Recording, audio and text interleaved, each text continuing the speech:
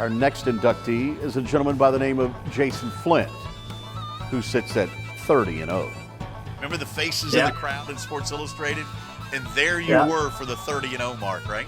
Our conversation with Jason Flint is next as our TCU Hall of Fame special continues here on Frogs Today. Say hello to the water of tomorrow. Richard's Rainwater. Richard's Rainwater is 100% rain, refreshing, renewable, and the only ingredient we use in our water. Why rain? Because everyone deserves access to clean water, and rain is a 100% renewable resource available everywhere. Drink the rain. Save the planet. Shop now at richardsrainwater.com. Welcome back into the TCU Athletics Hall of Fame. Our Hall of Fame special here originating at Schollmeyer Arena on Frogs Today. Thanks to our friends at the Block T Association for their hard work in compiling the next 8 who will join this Hall of Fame here in Fort Worth. Next up, Jason Flint from Toronto, Ontario. He showed up with an unmatched work ethic that paid off in the pool. Our conversation with Jason Flint right now. Jason, I know you're in Chicago right now, a Toronto native though, and I'd love to hear the story of how somebody from Toronto ends up swimming at TCU. How'd you end up in Fort Worth? I got really lucky. I was a hockey player, as every Canadian has to do. So I played hockey in the winter, and then I swam in the summer. And then I had to choose at one point. Was I going to be a hockey player or was I going to be a swimmer? And I had an older brother who was a really good swimmer, and he was already eyeing going down to the States to swim. So he actually got a scholarship to George Washington, and I wanted to follow my big brother's footsteps. So my parents said, "Hey, I can look at a school kind of around the Toronto area, like just a couple hundred miles." But I knew there was one school, TCU, that actually recruited some swimmers, and Richard was always walking around the deck at a lot of Canadian swim meets. So I said, "Okay, I'll look at some schools around the Toronto area, but there's one school in Texas that I want to apply to." So I sent off the letter back then when we were writing off letters to Richard, and he replied back. And so next thing you know, that I did a recruiting visit to Texas. I'd never been to Texas, and obviously fell in love with it. And so that's how I ended up in Fort Worth. Well, Richard Siebesma, of course, a long time. I think it ended up being like 38 years or something like that, the swimming coach here at TCU.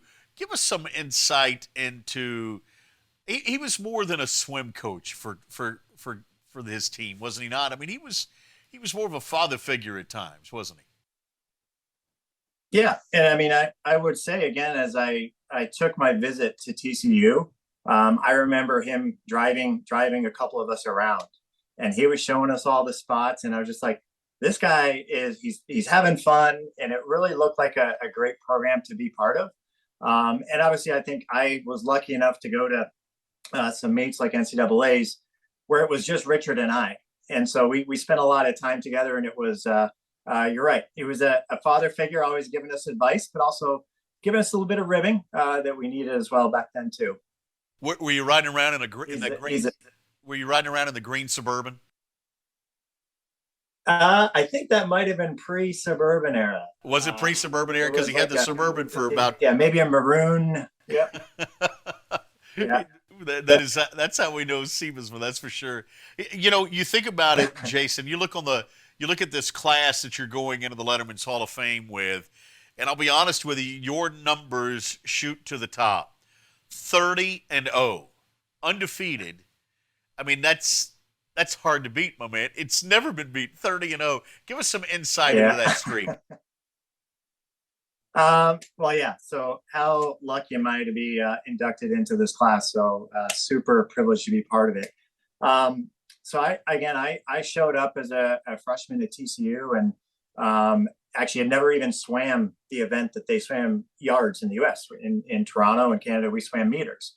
So I didn't even know the times then. And I think it was even sophomore year, Richard's like, "Hey, wait a minute, you haven't lost yet in one of these meets." And so it was fun because then every meet we went to, there was just a little bit more pressure because I didn't want to give up the streak. So I remember just like going into those dual meets just so focused and excited. And I think I swam on adrenaline a lot because I knew I was like, well, I can't. I've gone 3 years or 3.5 years now. I can't lose it. I got to give it everything. And I think adrenaline powered me through a lot of those races to keep the streak alive. The thing that stood out to me, and I still remember this, it was March the 8th of '99, and that was the Sports Illustrated Faces in the Crowd. Remember the faces in the crowd in Sports Illustrated? And there you were for the 30-0 mark, right? Yeah. Yeah, I'll love it. I remember getting the call. This is an odd story, but again, Sports Illustrated. I remember growing up reading that Faces in the Crowd all the time. It was just a fun page to go to whenever we got the weekly magazine, and to get the call that I was going to be on that was mind blowing. But the problem was swimmers were kind of a weird batch. I think I had just dyed. I had a little more hair back then, and I dyed it like a white color. And I'm like, oh no, I can't go into my one shot with my Sports Illustrated with white hair. So I went down to the Albertsons there, and we tried to recolor it, and I think it ended up green, and it was fried. It's kind of funny that my Sports Illustrated is this attempted hair job that I did, but super fun to be in Sports Illustrated. That what a treat that was. Three-time academic All-American. Give us some insight into how you took your time academically here at TCU and what you're doing with it now career-wise.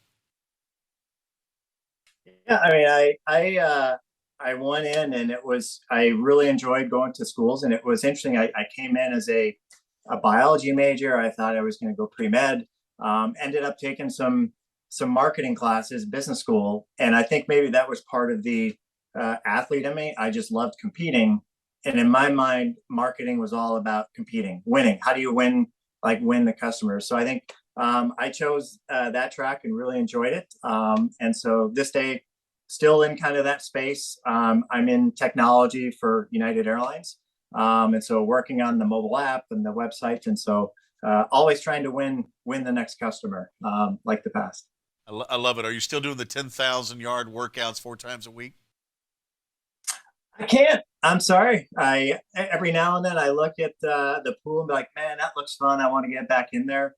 But it was a tough sport. That, as you said, 10,000 yards and hours. So I'm doing a couple different sports now. In Chicago, we do paddle tennis when it's negative, pickleball, 0 degrees outside, and yeah. So having some fun with some new sports.